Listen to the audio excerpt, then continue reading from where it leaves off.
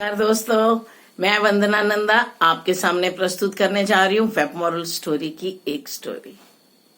एक बार की बात है कि एक आदमी का नियम था ऑफिस से आके तैयार होना और सत्संग हॉल में जाना।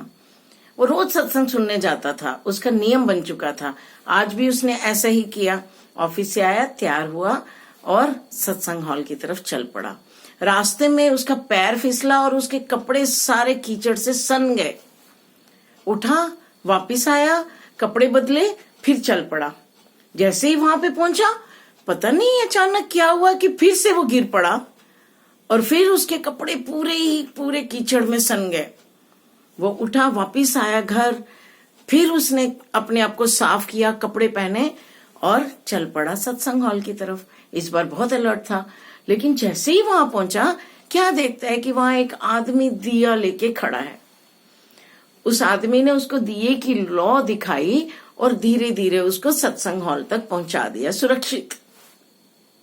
अब इन्होंने कहा कि धन्यवाद पहले दिया, फिर कहा कि आइए, आप अंदर आइए, सत्संग की अमृत आप भी लीजिए, सत्संग का अमृत। तो इन्होंने कहा नहीं, मैं काल हूं, मैं अंदर नहीं आऊंगा। उन्होंने कहा काल? उन्हें बोला मैंने ही तुम्हें पहली बार गिराया था। जब तुम गिरे, तुमने निश्चय किया कि तुम दोबारा से सत्संग सुनने आओगे, तो भगवान ने आपके सारे गुनाह माफ कर दिए। फिर जब आप वहां पे पहुंचे, मैंने दोबारा से आपको धक्का दिया और आप गिर गए। आपने फिर से निश्चय किया कि सत्संग सुनने तो मैं जाऊंगा ही जाऊंगा।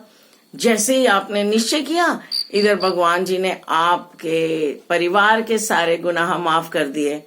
अब मैं डर गया कि अब की बार अगर मैंने आपको गिरा दिया तो आपके पूरे गांव के गुनाह माफ कर देंगे, तो मैं क्या करूंगा? मैं किसको सताऊंगा? मैं किसको गिराऊंगा? तो मैं इसलिए रोशनी लेके खड़ा हो गया ताकि आपको आपकी जगह तक, आपके ठिकाने तक पहुंचाया हूं सुरक्षित।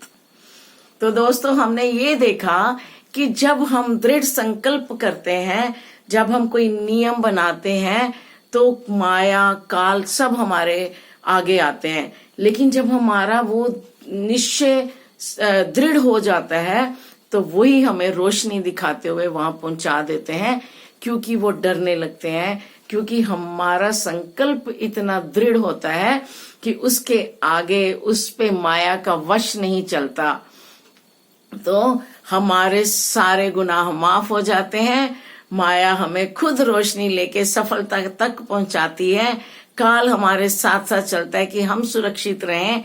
तो दोस्तों, आइए हम दृढ़ संकल्प करें कि हम कुछ समय के लिए भजनाभ्यास करेंगे, मेडिटेशन करेंगे, मौन रखेंगे। संकल्प आपका अपना चॉइस है, क्या लेंगे वो आप सोचिए, लेकिन कुछ ना कुछ संकल्प कीजिए ताकि आशीर्वाद बना रहे और काल का वश आप पर ना चले।